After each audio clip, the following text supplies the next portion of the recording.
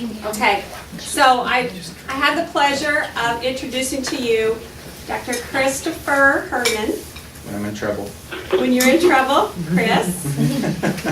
He's associate professor with the School of Pharmacy at SIUE. When he first came into Southern Illinois in this area, he introduced himself to us, and that was probably, what, 10 years ago? He said, I want to work with Hospice of Southern Illinois because you are the program that is well known in hospice in this area. So 13 years ago. yeah, it's been quite a while.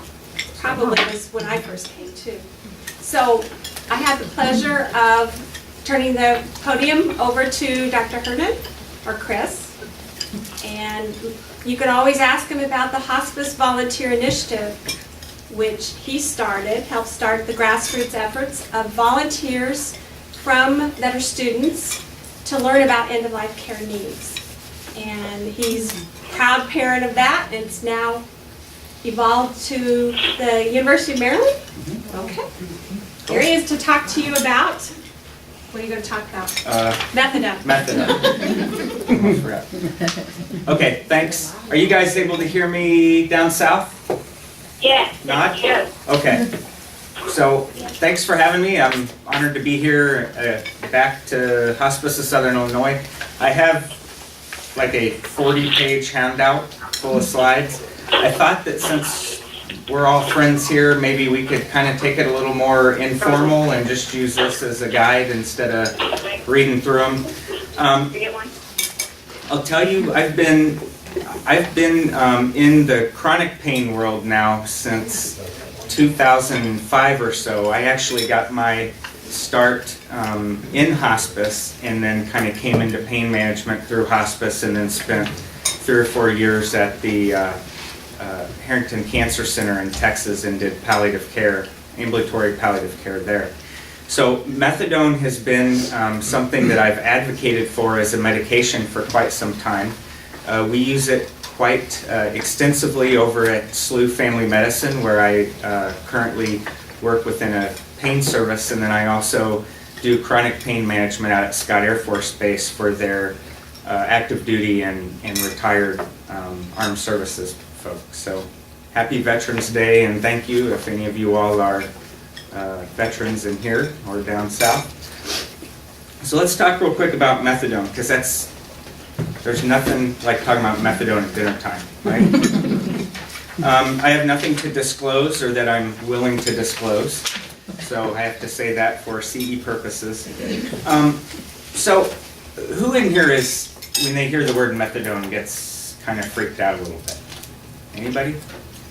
A couple of you? Okay. How come? Just out of curiosity, are we allowed to? You can participate. Are we allowed to do participatory?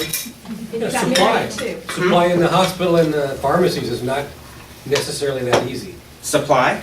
Yeah. Okay.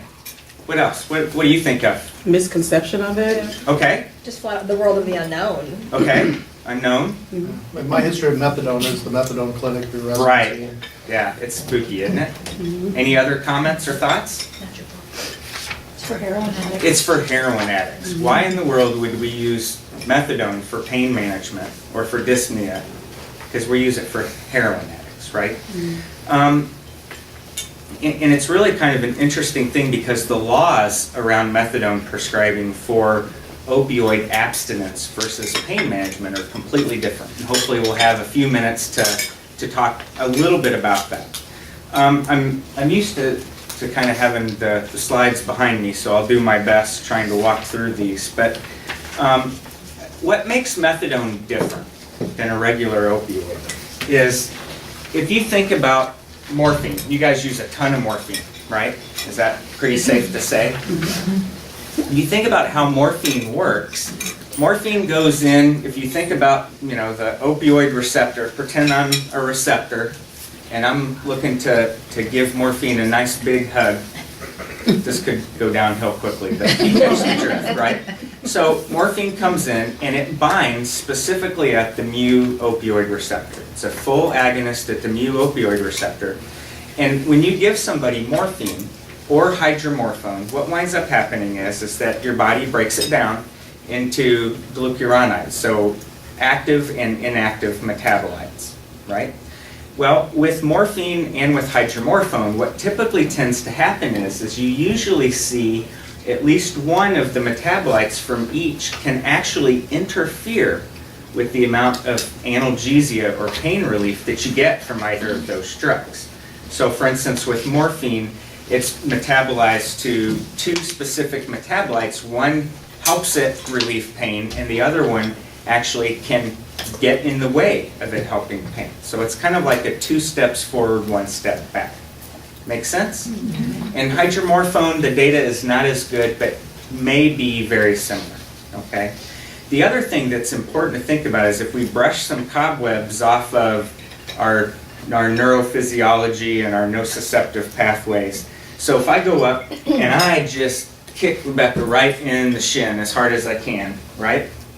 You didn't even flinch. I'm impressed. So if I go up and do that, what winds up happening is her body responds. It's a protective mechanism. So pain usually is good. It usually protects the body. And what we wind up having happen is we have these nerve fibers called primary afferent nerves, and the ones that conduct pain will run all the way up her leg, and they'll go up, and right about her spinal cord, they'll branch off, and they'll start to communicate with other nerve fibers, okay?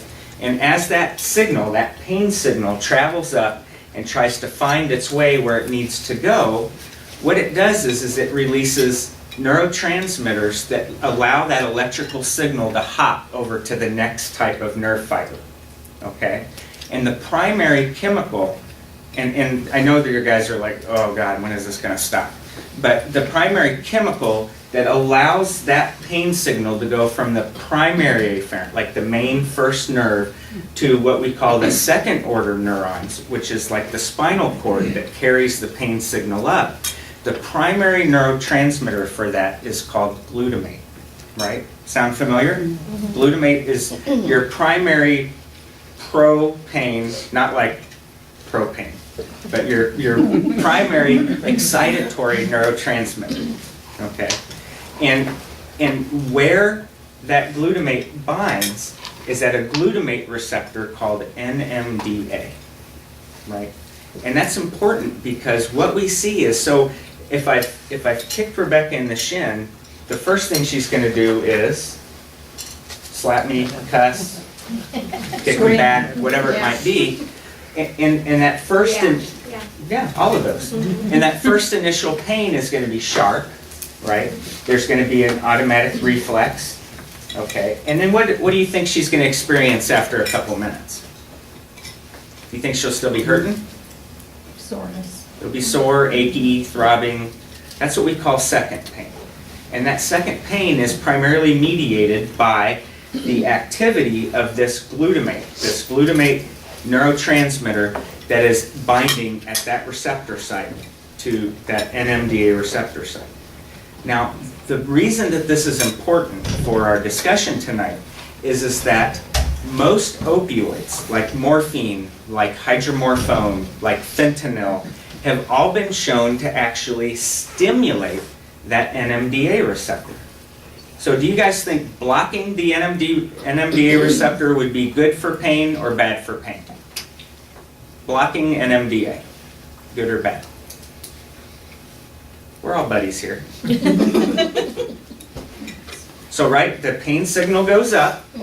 In order for the first order neurons to communicate with the second order neurons in the spinal cord, there's glutamate release, and then the glutamate acts on this channel behind it, which is the NMDA, and it continues to carry the pain signal up to her brain, right?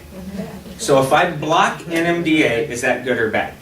No, block NMDA for pain. Good. Good, right? So we want to be able to block NMDA in pain management, right? So what do you think if I stimulate NMDA? Is that going to be good or bad for pain? Bad. But I thought morphine and fentanyl and hydromorphone all stimulated NMDA. That didn't make any sense, does it? And so while I can't stand up here in front of you and say this is absolutely for sure why this occurs, we think that this NMDA activity of a lot of these opioids that we use, we think that the NMDA activity may actually be part of the reason why we see tolerance to these medications and why we see something called hyperalgesia to these medications, where you may go up and up and up on the drug, and either the pain doesn't get any better, it changes characteristic, or the pain might actually get worse. Has anybody seen that in practice? Where you're like, how are they tolerating all of this elephant load of fentanyl or morphine? So we think that a large part of that may be due to the differential effects on this NMDA receptor. Now the reason methadone is super cool is that it's only one of 2 opioids that has been shown to actually block the NMDA receptor, right? The other drug is levorphanol. Does anybody in here use levorphanol? No, butorphanol is Stadol. Levorphanol is levomorphan. It's an old drug that you don't see very often. But we use it. It's actually a pretty nice little pain medication. Okay? But methadone blocks that. So the theory behind it is that you would see less hyperalgesia and less tolerance with methadone, based on that theoretically. Do you guys agree with that? Okay. Now, we can't, like I said, I can't stand up here and tell you that we have data to support that, but what we do see is that we think that that is part of the reason why people can be so either unresponsive or resistant to certain standard types of pain medications, and then little teeny tiny doses of methadone are so exquisitely effective for these patients. Okay, now the caveat I have to give you is that it has been a long time since I've been involved with the actual oversight of methadone for cancer pain and for end-of-life care. Most of my involvement is with chronic pain management, where these are usually otherwise healthy individuals. Chronic low back pain, really bad diabetic peripheral neuropathy, complex regional pain syndrome, and the like. Okay, so we actually have some cases to go through on end-of-life care, but I wanted to at least kind of start with that basic premise of why we think methadone works so well for pain, right? So in the back of your mind, that whole NMDA thing is part of it. How many of you guys would ever think of using duloxetine for pain? Cymbalta. Ever heard of Cymbalta? Mm-hmm. Is it good for pain? Yeah, not bad, right? Yeah. So the way Cymbalta works, or I have to say duloxetine because this is a continuing education presentation, is that it has pretty equal binding affinities for the norepinephrine and the serotonin reuptake transporters. So it increases your level of norepinephrine and serotonin.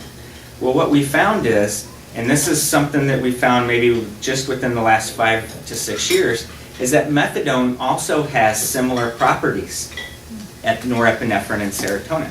So methadone has a little bit of morphine, a little bit of NMDA antagonism, and a little bit of duloxetine sprinkled into it from a mechanism of action standpoint. It doesn't have as high of a binding affinity for those transporters as, say, duloxetine or amitriptyline would, but it does have some. And so that also explains some of the reason why we have some of the problems that we do with methadone too. So to make sure to keep this fair and balanced, we're going to have to talk about the bad stuff too, right? Any questions up to this point? Are you guys excited?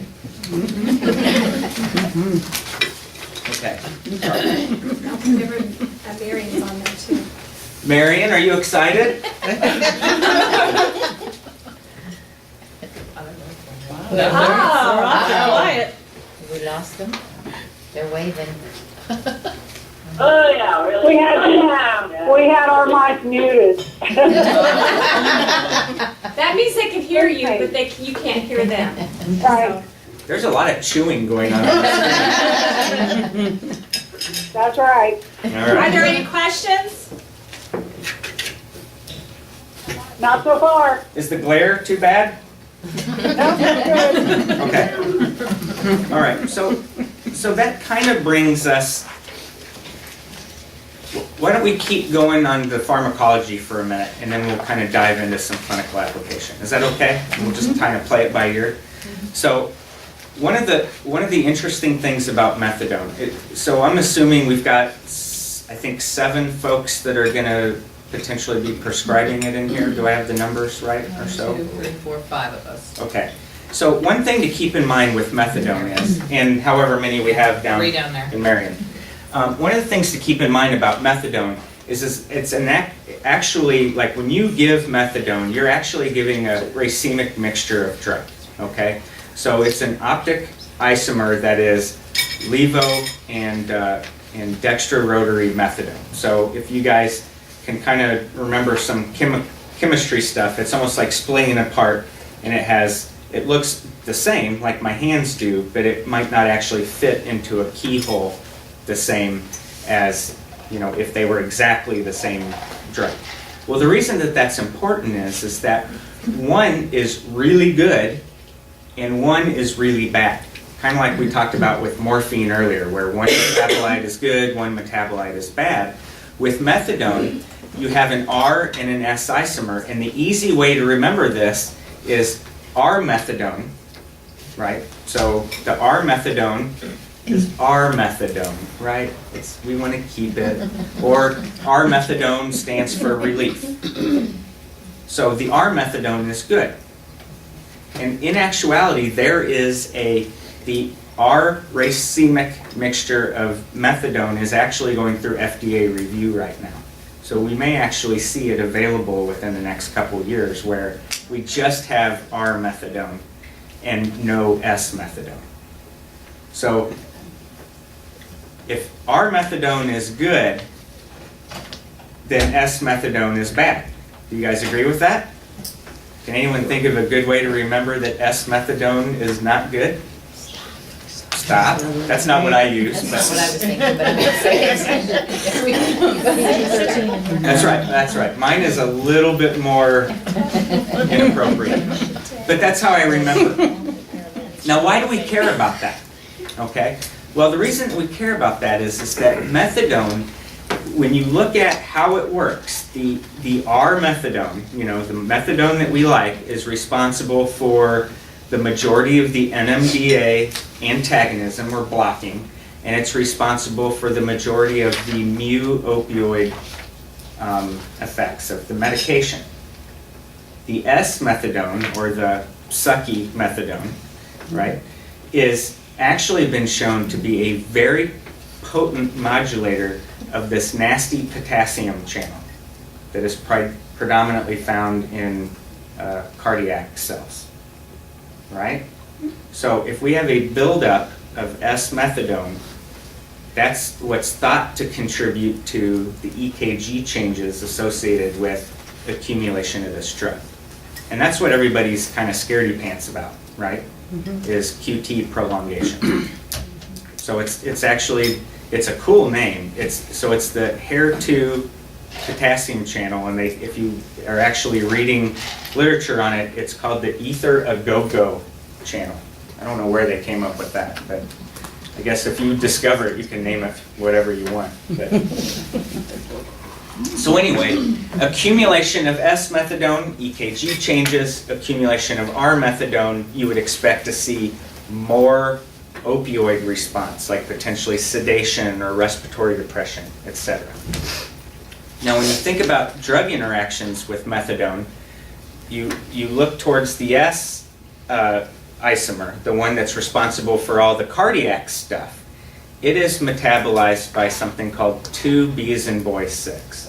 So if you're looking at your drug interaction, on your gizmo that you might use, you got to think about specifically which enzymes we're inhibiting. And we can maybe spend, for people who are planning on prescribing it, a little bit more detail later on if you want about which drugs are safe and not safe to use with it.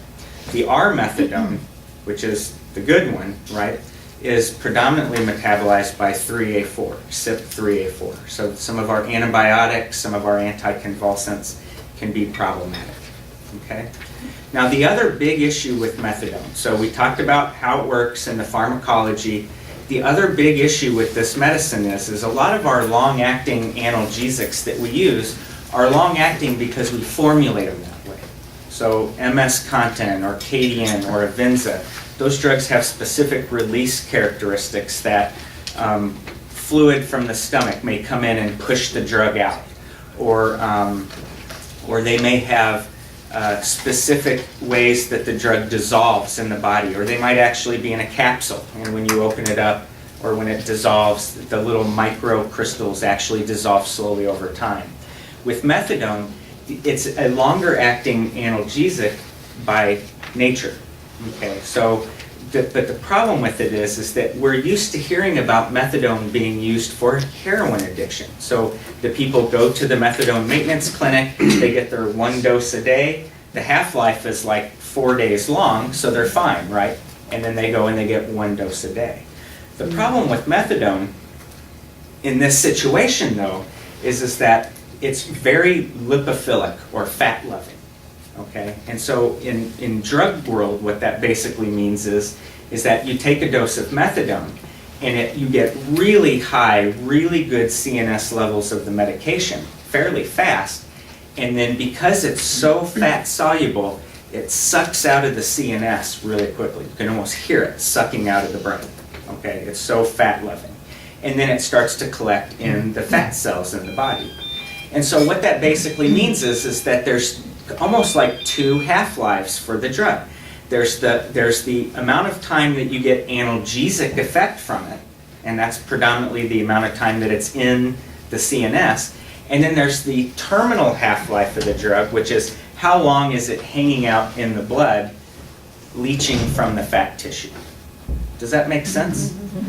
And that's where we get into trouble with this medication is that we can't dose it once a day for pain management. We can get away with doing it to prevent withdrawal, but we can't do it for pain.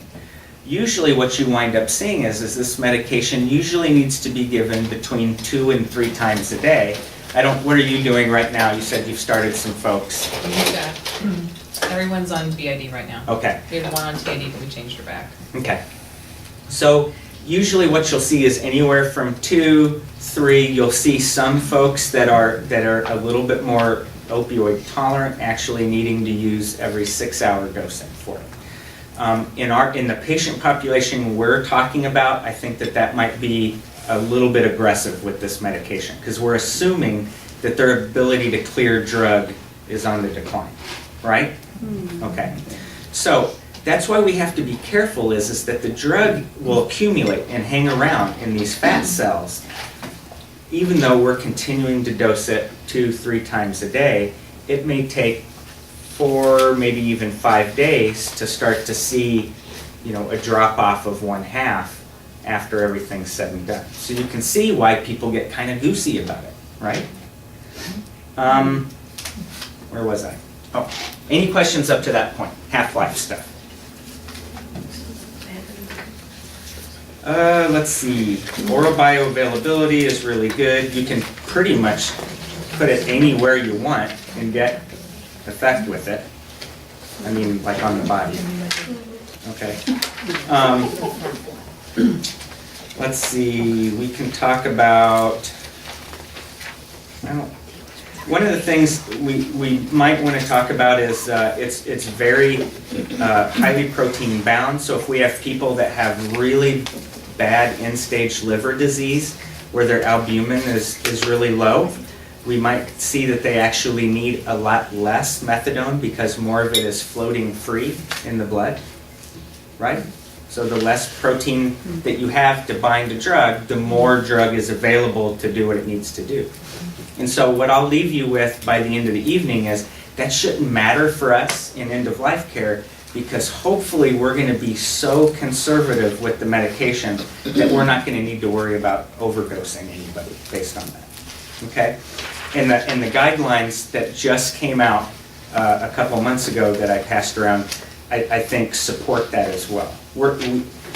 the American Pain Society, the committee that I sit on, the Clinical Practice Guidelines Committee, are really, really proud of these guidelines, and they were very painful to get through the board and get approved. So, so that's protein binding. We talked a little bit about kinetics. The nice thing about methadone is that we really don't have to worry about renal impairment with this medication, and really we can get away with some hepatic impairment too, because methadone is an active parent drug, and also because we're going to be so conservative dosing it and titrating it, we don't really have to worry too terribly much about what we call dose stacking, where you're dosing, kind of like a PCA, and then all of a sudden the patient's asleep and not breathing. So we're going to go real slow and real gentle with it. Any questions down south? They're done eating now. Oh, she's got it. Hello, can you hear me? Huh? Can you hear Can you hear me? Huh?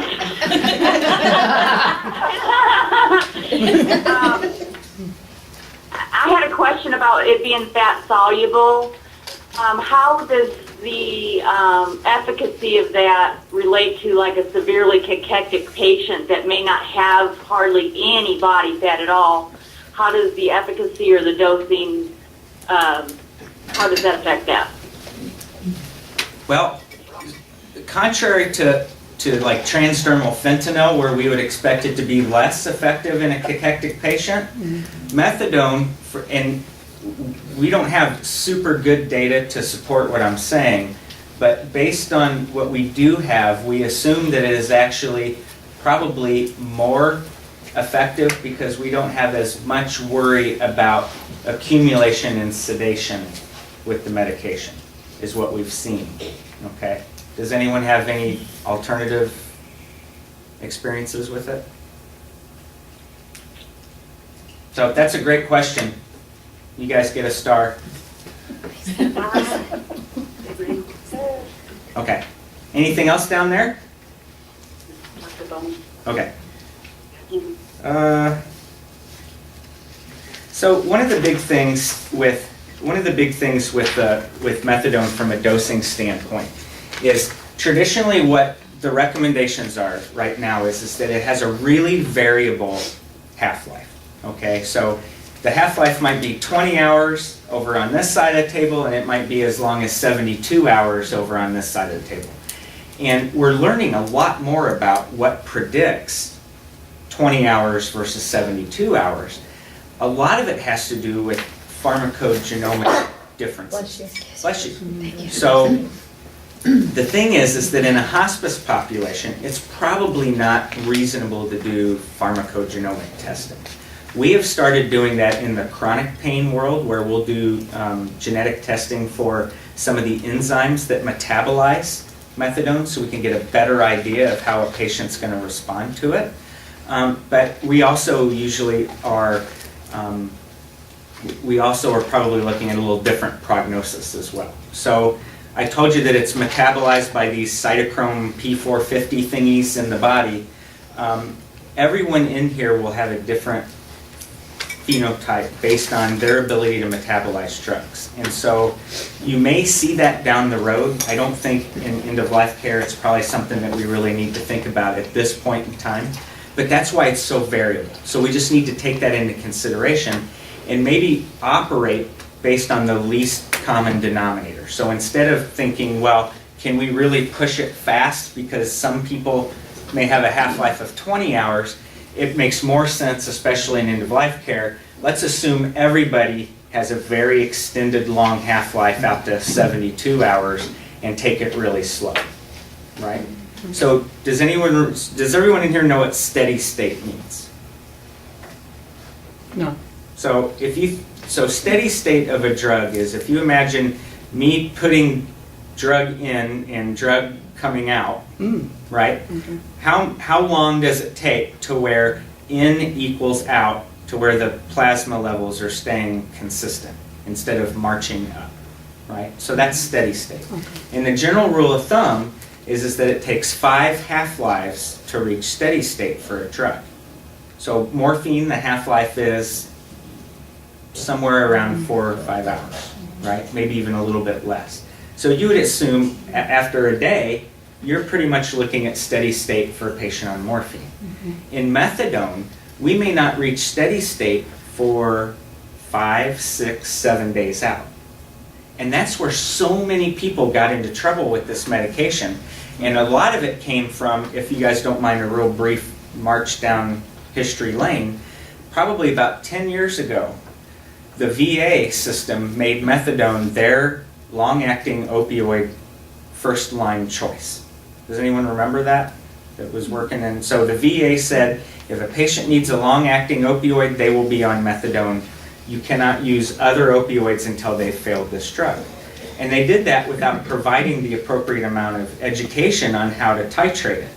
So if I put someone on methadone, based on the dosing instructions that we'll go through here in a minute, and I go back and I reassess them in a day or two, and they're like, we are good. You hit the magic dose. I feel great. You cured all my pain or all my dyspnea. You should be scared, right? Why? It should take longer. So half-life, But 5 half-lives, steady state, what are we looking at? When should we see the peak effects from this drug? How many days out? 5 days. 5 days out, minimum of 5 days out, probably between 5 and 7.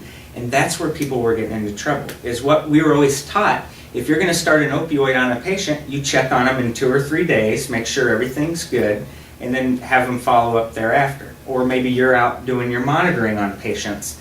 Really, if you're going to really be pressing and being aggressive with the dose, you may really be watching them the first 2 or 3 days. And then they fall through the cracks, and then that's where people were getting into trouble. Is that the main efficacy of the drug, and correspondingly, the peak adverse effects of the drug, you don't see for somewhere between 5 and 7 days out. And so people, if you're a rock star on day 2 with methadone, you're going to be in big trouble on day 7, usually. Does that make sense? Okay. Now, if you do it conservatively, so what I teach the medical residents over at the SLU Family Medicine crew is, methadone is your friend. It is a good drug. It is a very effective analgesic if you have appropriate respect for it. So basically the old adage of go really slow, start low, really applies to this medication. So the big question then becomes is, well, if we have an end-of-life care population where we might have a limited prognosis, how do we titrate methadone, right? If we're not supposed to titrate it more frequently than every 5 or 7 days, how do we get away with getting somebody comfortable on this medication? So what is you all's average length of stay? Is that public information? 7 days. 7? No. About 50% of our population live maybe 2 weeks. Okay, so really 2 weeks is something that we can play with, okay? The big question then becomes is, where are you going to start, and making sure that patients have appropriate breakthrough immediate release opioid that is not methadone in addition to it. There are varying camps out there that feel very comfortable with aggressively pushing methadone in end of life. I'll leave that to the physicians and the medical director for hospice to determine how aggressive you all want to be. Traditionally, we try to keep titration no more frequent than every 5 days. That's just how we do it, and we're basically here to share clinical experiences, and I don't think there's necessarily a right or wrong way. The guidelines, however, which sometimes can be a bad thing, can sometimes strap you a little bit, is if they're saying titrate at this level and we go more aggressively than that, then we kind of start getting into potential trouble if, God forbid, something happens and now we've got this document that says this is exactly how you should do it, right? feel like I'm kind of bouncing around here. Any questions up to this point? Okay. So, we talked about how methadone is different than the other pain drugs that we use, right? Everybody remember how NMDA antagonism and like norepinephrine, antidepressant-like effects, norepinephrine, serotonin. Now, the reason that that can become important is that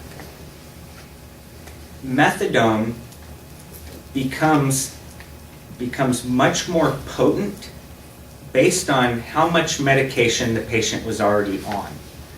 Does that make sense? So usually when we're taught how to titrate or adjust opioids, everyone in here is comfortable maybe moving from morphine to oxycodone. Is that something that's like 1.5 times as potent? Have you guys all kind of gone through that? So we know that 100 milligrams of morphine equals, what, 75 of oxycodone, give or take, somewhere around in there? Maybe that's a bad, 100 milligrams of oxycodone equals 150 of morphine. Is that legit? Okay. Now what if I said, are you guys okay with that? So somewhere around in there. Now what if I said how much morphine is 500 milligrams of oxycodone? What's the morphine equivalent then? Can we use the same numbers? Yeah. It's 750 milligrams of morphine at that point. How much is 1,000 milligrams of oxycodone? 1,500. It's going to be a linear relationship as it goes up. Here's where people get into trouble. Is it's not the same with methadone. The more opioid you're on, when you think about putting them on methadone, like titrating from a morphine over to a methadone, the more potent methadone becomes. So it's almost like a graduating conversion ratio. Have you guys heard that before? So let's say that I have someone on 10 milligrams of morphine twice a day. I guess we can't really do that. 15 milligrams of morphine twice a day.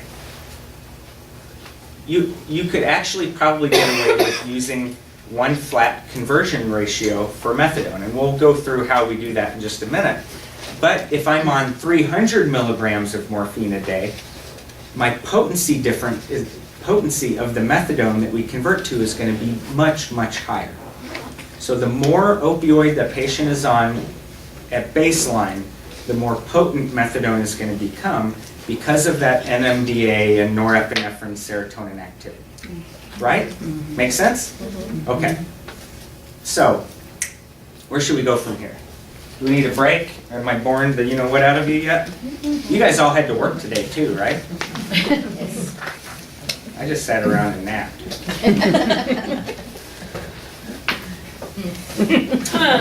I'm joking. Okay. Why don't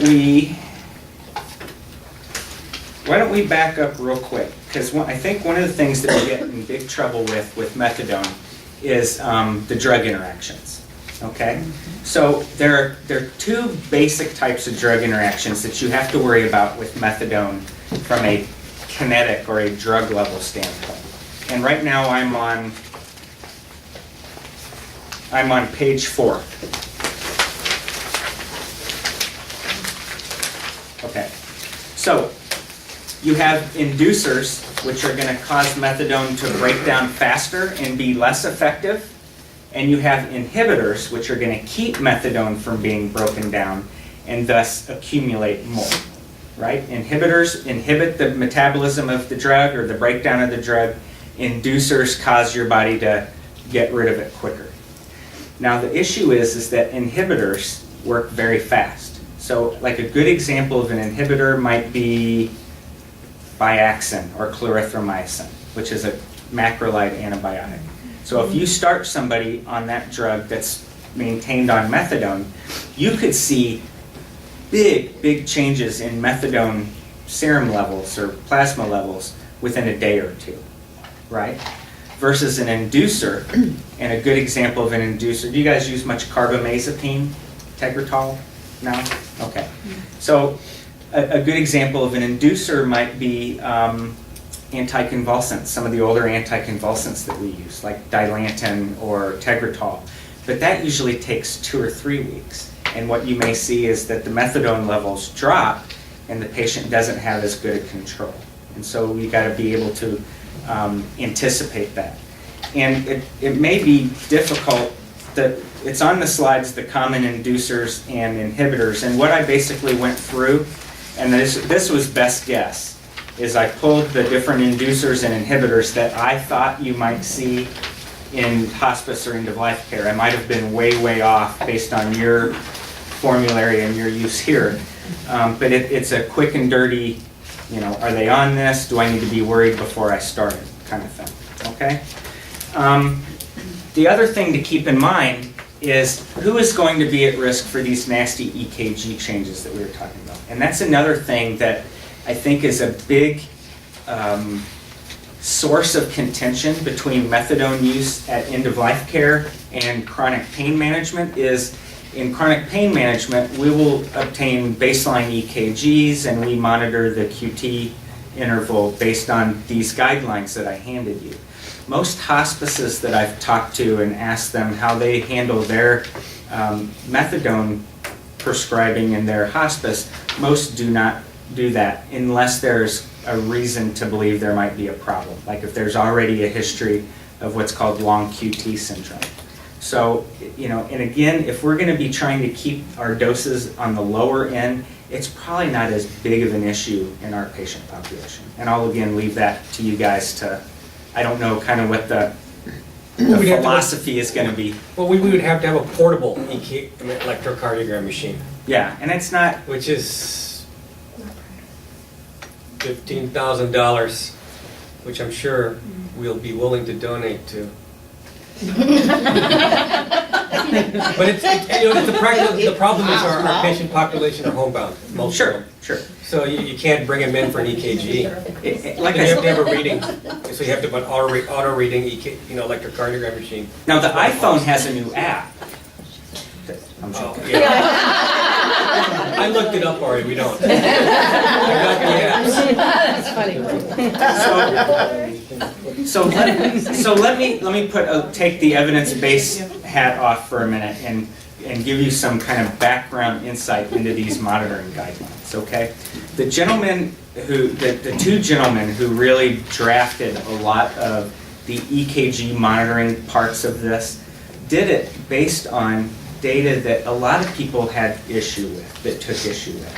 And so even at the big pain meetings like American Pain Society, AAPM, there are still a lot of people that poo-poo these guidelines regarding their EKG monitoring. Because if you really accumulate the data and look at it, unless there are significant underlying drug interactions or cardiac conduction abnormalities, really you're not going to see a lot of EKG changes or problems until you get up to the 80 or 90 milligram per day range. Okay, so keep that in mind as we talk about, toting the EKG machine out. Oh, you've established standard of care. Guidelines establish standard of care. Well, I agree with that, but in this situation, I think these guidelines are geared towards chronic non-malignant pain. No, I understand, but we're in St. Clair County, you know that. Standard of care is a big deal. So, are we beholden, how do we get around that lack of EKG? Well, but it's only really recommended though in certain circumstances as well. Based on these guidelines, if we had a patient with pancreatic cancer without any heart history, you wouldn't be doing one anyway. Right. Is that specific about, It is. So I think you're okay in this patient population. I really do, and I think that there's enough literature in the cancer pain world and in the palliative care world and supportive care world to support a different standard of care, and that might be something that we need to pull out of like Oxford and some of the other palliative care texts that don't say anything about monitoring EKG with methadone. Okay, what do you guys think? Should we move on, do something different? Talk about the weather? Well, what's this little, the one, the last on page 4, the bottom quad, because mine's kind of grayed out in the middle. There are a bunch of stuff in that grayed out portion. Yeah, it's, What looks important? They didn't want you to know that, Paul. It's a secret. You don't have a secret decoder It's a ring? secret for pen? That's for text not to know. I apologize. I've been hitting this magnified. Remember the, If you've got a, do you remember the thing you used to get in the Cracker Jack box that you slide over and it? yeah, my kid swallowed it. There's a picture of But do you have a something in each picture box. of, if you could, I can email out the yeah, slides. that'd be nice. Basically what it is I'll forward it, tell you guys. it's probably, in all honesty, it's probably intuitive for you as a doc. You know, if my patient is on a protease inhibitor that is a potent 3A4 inhibitor, what do I need to think about? What does that mean for my patient stabilized on methadone? You know, if they're on methadone and you add it, you know, what does that mean? And so, and those are the kind of examples I've included on there. And we'll get you those slides. So I'll tell you who we are predominantly using methadone in, and we also use a lot of levorphanol too in the same patient population. We're using it in patients that have mixed pain syndromes. So if there's a significant neuropathic component to their pain, we tend to really get a robust response with this medication at very low doses. We will really look at patients that are on uber high doses of opioids where we suspect opioid-induced hyperalgesia. There's a neurosurgeon here in the area that retired recently, and I wound up inheriting a lot of his patients that, you know, were getting primary care at SLU, but getting their pain meds from this neurosurgeon at Memorial. And so it was like all in the course of a month or two, I had people that were coming in on hundreds of milligrams of hydromorphone a day. I mean, just ungodly high amounts of opioid. And so it was either continue to do that or try to find something different for these folks. And they were still in pain, they were still having problems. And so it probably made the most sense to at least trial a medication like methadone that has that non-linear conversion to where we can use smaller doses of methadone instead of these huge elephant doses of hydromorphone and fentanyl, right? The other big area that we use methadone is I have a lot of cash pay patients. I've got a gentleman that has terrible complex regional pain syndrome. I don't know if you guys are familiar with that in the end-of-life care world, but it used to be called reflex sympathetic dystrophy back 10 years ago. Maybe you've heard of that. And it's this really nasty pain syndrome, usually affects a limb or an extremity, and there's skin changes and temperature changes, and this particular patient had slammed his foot in the door of a semi, you know, and had fractured his ankle, and then it just ballooned up, and had been on every drug known to man, was having to pay cash for this stuff. It was really terrible. And, you know, methadone, I think we were able to get him maintained on this medicine for $13 a month compared to several hundred for the fentanyl patches. Yes? I have a question, because a lot of our patients are homebound and we rely on their families to administer medication, it's a little scary with methadone. I mean, what if they, you know, I don't know. Give a little bit more. You know what, we know how the Roxanol, you know, I don't know, is methadone a liquid? Is it, I It don't. can be. We Okay. can get it as a liquid. We can talk about that. I mean, I'm not a nurse, I'm just Mhm. thinking about our home patients and their competency level of giving it, if we're talking so seriously about it here. And I think that there's some common sense tricks that we might be able to use to try to reduce that risk, like the concentration of the liquid. There's two concentrations. One is much less concentrated. You know, they make a 5 milligram and a 10 milligram tablet.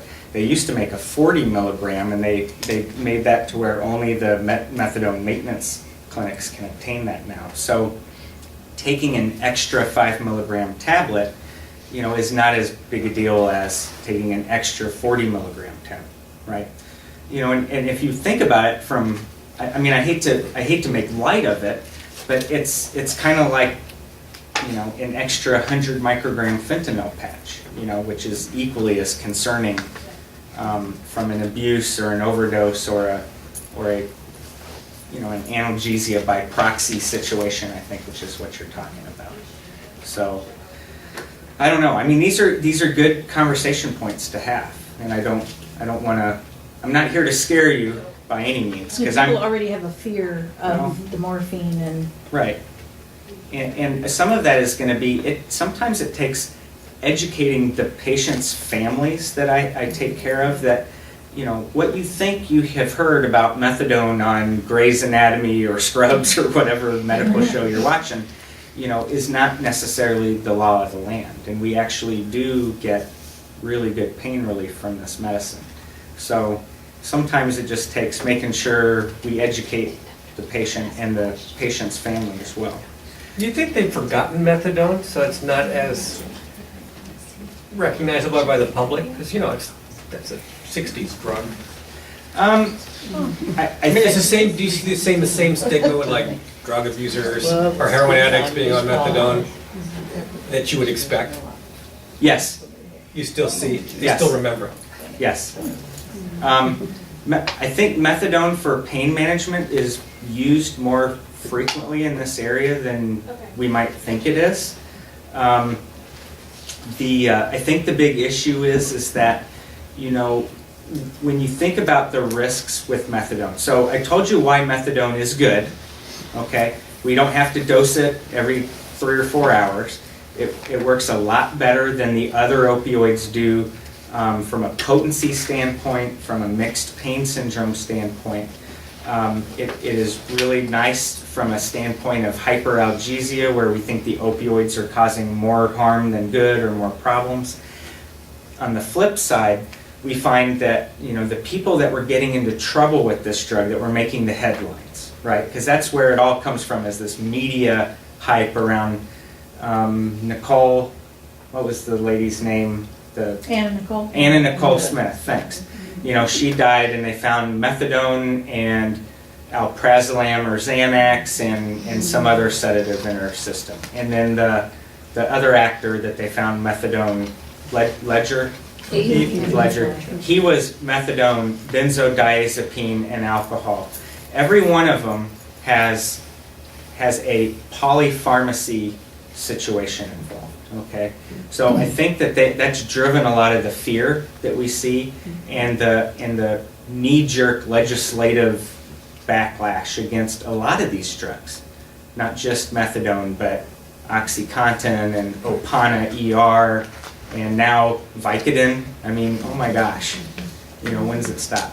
But that's kind of the point I'm trying to make, and depending on how much benzodiazepine you're using in combination with it, other factors like, is the patient at significantly increased risk for hypokalemia or hypocalcemia, increases your risk, or if the patient is morbidly obese and has uncontrolled sleep apnea, that can be a risk factor for problems with methadone.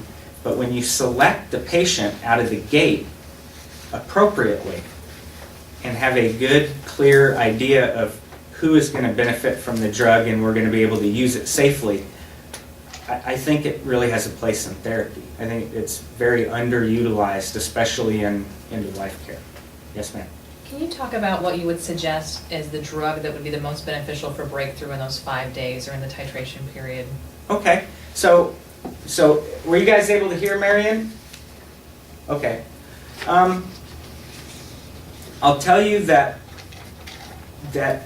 from a short-acting, immediate-release medication, there are, and I've given you some examples of how you might use methadone as the breakthrough. I don't do it personally, but the Hospice of the Bluegrass down in Kentucky does, and the hospice associated with Beth Israel up in New York. They will use methadone. I think it's easiest to use morphine. And the reason is that there's so many different,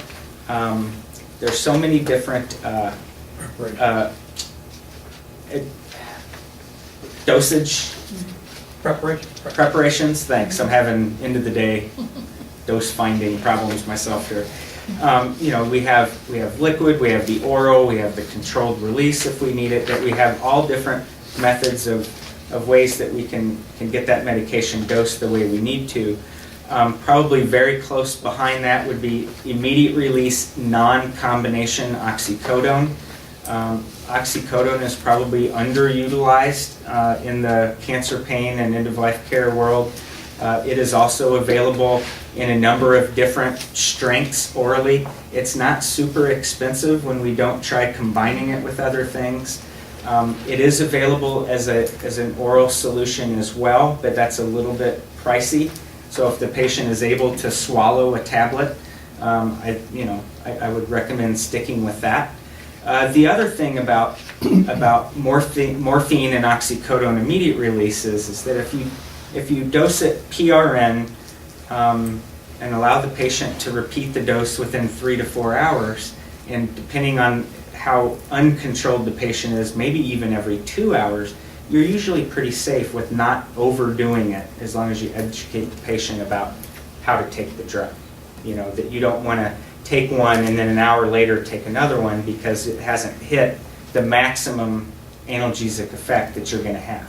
Both of those drugs tend to be about an hour and a half before you're going to see the maximum analgesic effect.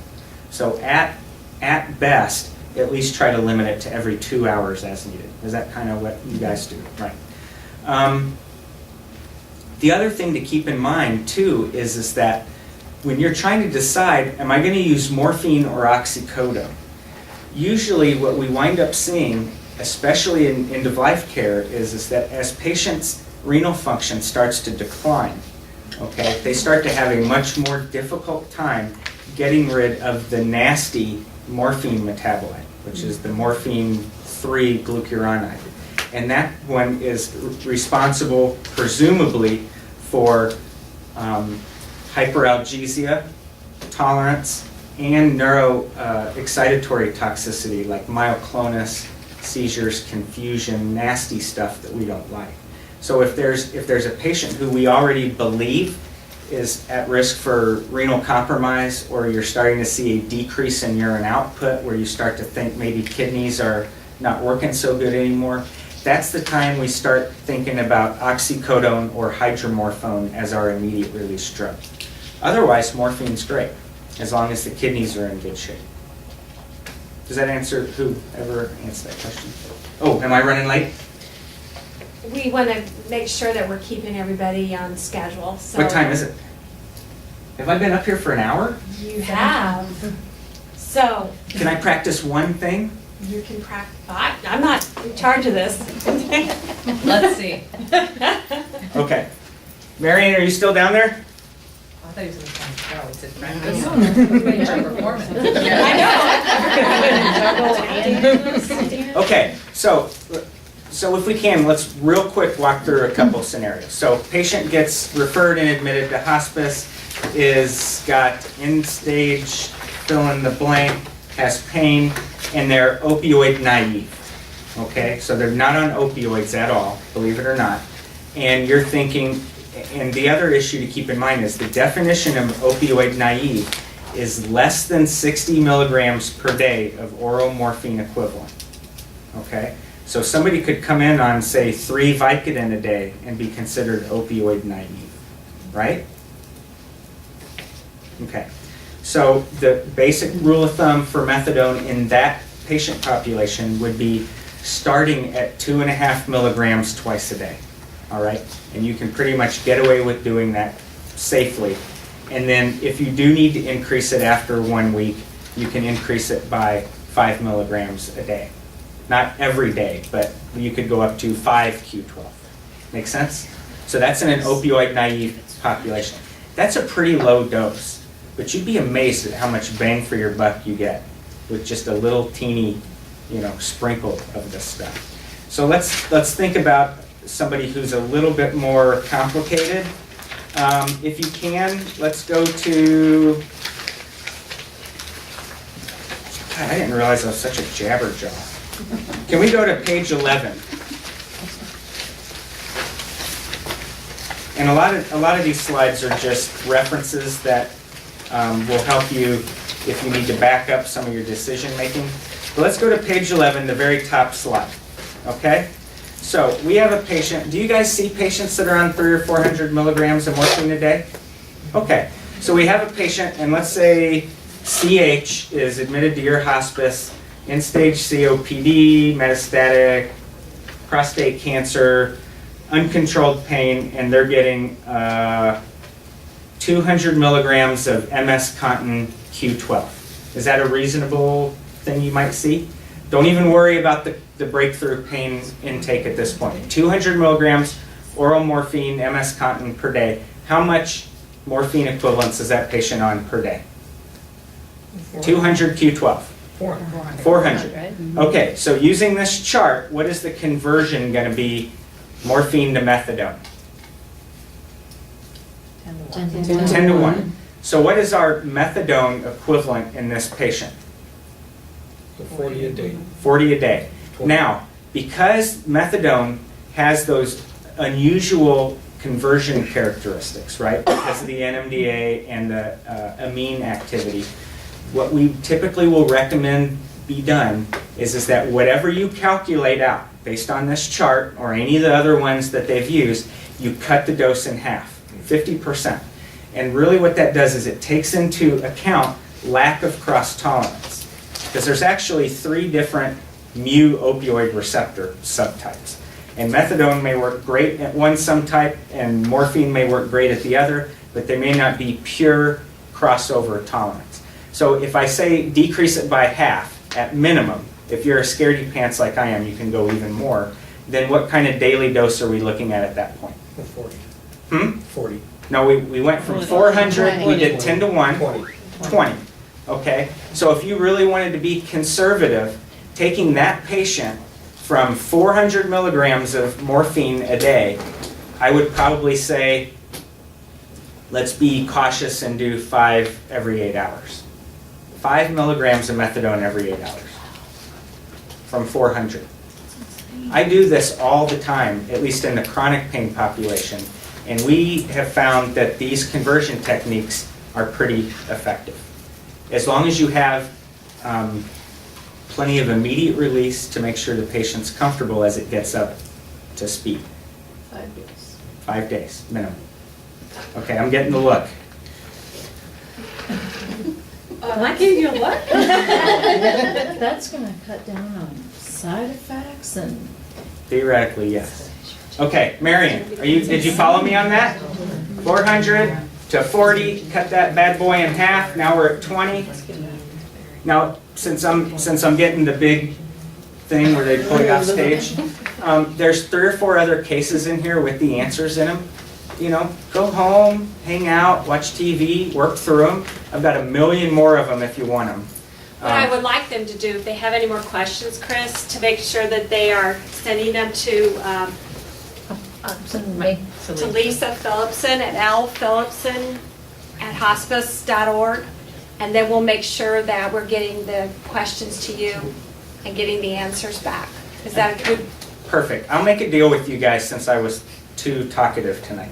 I'll go home, I'll take the slides, and I'll actually lecture on the slides so that it's a recorded lecture file, right? And then I'll send those to you guys, and that way you have the whole talk. You get another piece of chicken. I get a piece of chicken. How about a cheesecake? Is that fair? That's fantastic. Okay. Thanks for having me. I'm sorry I didn't get through all of it, but I think we covered the major points. Yes. Okay?